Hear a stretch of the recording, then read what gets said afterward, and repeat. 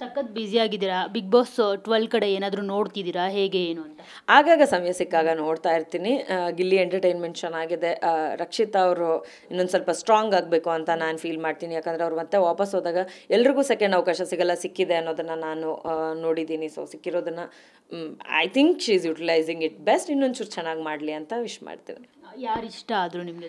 ಇಷ್ಟ ಕಷ್ಟ ಅಂತೆಲ್ಲ ಏನಿಲ್ಲ, ಬಿಕಾಸ್ ನಾನು ಡೈಲಿ ಏನು ಫಾಲೋ ಮಾಡಿಲ್ಲ. ಚೆನ್ನಾಗಿ ಮಾಡ್ತಾ ಇದ್ದಾರೆ, ಇನ್ನೂ ಚೆನ್ನಾಗಿ ಮಾಡಲಿ. ಸ್ಟ್ರಾಂಗ್ ಆಗಿರೋರು ಒಳ್ಳೆ ವಿಚಾರಗಳಲ್ಲೇ ಅದನ್ನು ಇಂಪ್ಲಿಮೆಂಟ್ ಮಾಡಲಿ ಅಂತ ಅಂದ್ಕೊಳ್ತೇನೆ. ಸೊ ಅಶ್ವಿನಿ ಗೌಡ ಮತ್ತು ಜಾಹ್ನವಿ ಒಂದಷ್ಟು ನೆಗೆಟಿವ್ ಆಗಿರುವಂಥದ್ದು. ಸೊ ಅದ್ರ ಬಗ್ಗೆ ನಿಮ್ಮ ಅಭಿಪ್ರಾಯ ಏನು? ಯಾವ್ದು ಕರೆಕ್ಟ್ ಅಂತ? ಅಲ್ಲಿ ಏನಾಗೋದು ಗೊತ್ತಾ, 24 hours ವಿಚಾರಗಳಿರುತ್ತೆ. 1 ಅವರಲ್ಲಿ ನಾವು ಅವ್ರನ್ನ ಜಡ್ಜ್ ಮಾಡೋದು ತಪ್ಪಾಗುತ್ತೆ. ಅವರೆಲ್ಲ ತುಂಬ ಸ್ಟ್ರಾಂಗ್ ವ್ಯಕ್ತಿಗಳು. ಒಬ್ಬರು ಹೆಣ್ಮಕ್ಳಾಗಿದ್ಕೊಂಡು, ಕೆಲವರು ಹೋರಾಟಗಾರ್ತಿಯಾಗಿದ್ಕೊಂಡು, ಇನ್ನು ಕೆಲವರು ಆ್ಯಂಕರ್ ಆಗಿದ್ಕೊಂಡು ಒಂದಷ್ಟು ವಿಚಾರಗಳನ್ನು ತುಂಬ ಹತ್ತಿರದಲ್ಲಿ ನೋಡಿರ್ತಾರೆ. ಅವ್ರುಗಳು ಸುಮ್ಮನೆ ಏಕ್ದಮ್ ತಪ್ಪು ಮಾಡ್ತಾರೆ ಅಂತ ಅಂದ್ಕೊಳ್ಳೋದು ಸರಿ ಇರಲ್ಲ. ಏನೋ ವಿಚಾರಗಳು ಒಬ್ಬರು ವ್ಯಕ್ತಿ ಇಷ್ಟ ಆಗಲ್ಲ ಅಂತ ಅನ್ಬೇಕಾದ್ರೆ ಒಂದೊಂದು ಸತಿ ಮಾತುಗಳು ಕೆಟ್ಟದಾಗ ಬರುತ್ತೆ. ಮತ್ತು ನಾವೇನೋ ಒಂದು ಇದರಿಂದ ನಾವು ಸಪೋರ್ಟ್ ಮಾಡೋದು ಬೇಕಾಗಿಲ್ಲ, ಅವ್ರನ್ನ ತೆಗಳೋದು ಬೇಕಾಗಿಲ್ಲ. ಅದೊಂದು ಸಿಚುವೇಶನ್ ಅಷ್ಟೇ. ಸಿಚುವೇಶನ್ ಕೆಟ್ಟದಾಗಿರುತ್ತೆ. ಸಿಚುವೇಶನ್ ಕ್ರಾಸ್ ಆದಮೇಲೆ ಎಲ್ಲರೂ ಇಷ್ಟಪಡೋಕ್ಕೆ ಸ್ಟಾರ್ಟ್ ಮಾಡಿಬಿಡ್ತಾರೆ. ಕೆಲವೊಂದು ಸತಿ ಏನಾಗುತ್ತೆ, ನಾವು 100 ಒಳ್ಳೆ ಕೆಲಸ ಮಾಡಿದ್ರು ಆ 101ನೇದು ತಪ್ಪು ಮಾಡಿದಾಗ ಎದ್ದು ಕಾಣುತ್ತೆ. ಮ್ಯಾಟ್ರ್ ಆಗುತ್ತೆ, ಮ್ಯಾಟ್ರ್ ಆಗಲ್ಲ, ಎಲ್ಲ ನಮ್ಮ ಕೈಯಲ್ಲೇ ಇರುತ್ತೆ.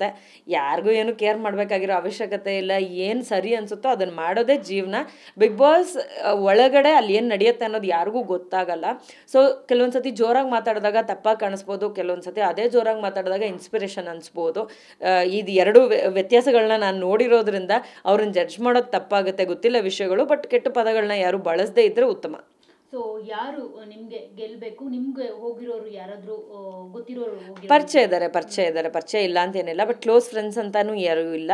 ಸೊ ಪರಿಚಯ ಇರೋರು, ಹೊಸದಾಗಿ ಆಡ್ತಿರೋರು ಎಲ್ಲರೂ ಕೂಡ ಆಲ್ ದ ವೆರಿ ಬೆಸ್ಟ್. ಎಲ್ರಿಗೂ ಒಳ್ಳೇದಾಗಲಿ. ಓಕೆ. ದೆನ್ ಇನ್ನೊಂದು, ಮೊನ್ನೆ ಅಷ್ಟೇ ಒಂದಷ್ಟು ವಿಚಾರಗಳು ವೈರಲ್ ಆಗಿತ್ತು ನಿಮ್ಮ ಬಗ್ಗೆ, ಅಂದರೆ ವರ್ತೂರ್ ಅವ್ರು ಹೇಳಿದಂಥ ಮಾತು. ಸೊ ಎಲ್ಲರೂ ನಿಮ್ಮ ಬಗ್ಗೆ ಲೈಕ್ ಏನೋ ಒಂದಷ್ಟು ಇಮ್ಯಾಜಿನ್ ಮಾಡ್ಕೊಂಡಿದ್ರು, ಇವರಿಬ್ಬರು ಒಳ್ಳೆ ಪೈರ್ ಅಂತ ಎಲ್ಲ ಅಂದ್ಕೊಂಡು ಒಂದಷ್ಟು ಸುದ್ದಿಗಳಾಗ್ತಾ ಇತ್ತು. ಅದ್ರ ಬಗ್ಗೆನೇ ಯಾವಾಗಲೂ ನೀವು ಅವ್ರ ಕಾಲೆಳೆಯೋದು, ಅವ್ರು ನಿಮ್ಮನ್ನು ಕಾಲೆಳೆಯೋದು, ಅದರ್ವೈಸ್ ಬೇರೆಯವ್ರು ನಿಮ್ಮನ್ನು ವೇದಿಕೆಗಳಲ್ಲಿ ಮತ್ತು ರಿಯಾಲಿಟಿ ಶೋಗಳಲ್ಲಿ, ಜೊತೆಗೆ ಏನಾದರೂ ಕಾರ್ಯಕ್ರಮಗಳಲ್ಲಿ. ಸೊ ಏನು ಹೇಳ್ತಾರೆ ತನಿಷ್ ಆ ಸ್ಟೇಟ್ಮೆಂಟ್? ಏನಿಲ್ಲ, ನಾವು ಮೊದಲಿಂದನೂ ಕ್ಲಿಯರಾಗೇ ಹೇಳಿದ್ವಿ.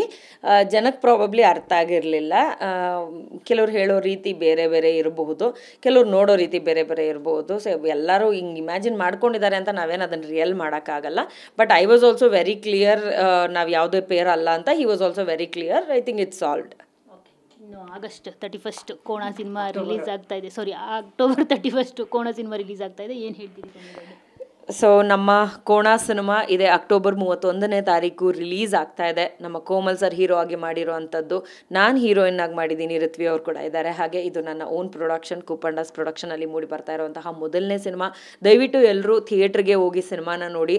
ನಿಮಗೆ ಒಂದು ಎಂಟರ್ಟೈನ್ಮೆಂಟ್ ಪ್ಯಾಕೇಜ್ನ ನಾವು ಕೊಡ್ತಾ ಇದ್ದೀವಿ. ಮಿಸ್ ಮಾಡದೆ ನೀವು ನೋಡಿ ಅದನ್ನು ಯುಟಿಲೈಸ್ ಮಾಡ್ಕೊಳ್ಳಿ. ಹಾಗೆ ನಿಮ್ಮ ಫ್ರೆಂಡ್ಸ್ ಆ್ಯಂಡ್ ಫ್ಯಾಮಿಲಿನೂ ಕೂಡ ಕರ್ಕೊಂಡೋಗಿ ಬಿಂದಾಸ್ ಆಗಿ ಸಿನಿಮಾ ನೋಡಿ. It is a beautiful film, you must watch. Thank you so much. All the best. ಒಳ್ಳೆಯದಾಗಲಿ. ಸೊ ನೋಡಿದ್ರಲ್ಲ, ಇದಿಷ್ಟು ಬೆಂಕಿಯ ಮಾತುಗಳು, ಅಂದರೆ ತನಿಷಾ ಕುಪ್ಪಂಡ ಅವರ ಮಾತುಗಳು. ಕ್ಯಾಮ್ರಾ ಪರ್ಸನ್ ಸಂದೇಶ್ ಜೊತೆ ಮಂಗಳರಾಜ್ ಗೋಪಾಲ್, TV9 ಬೆಂಗಳೂರು.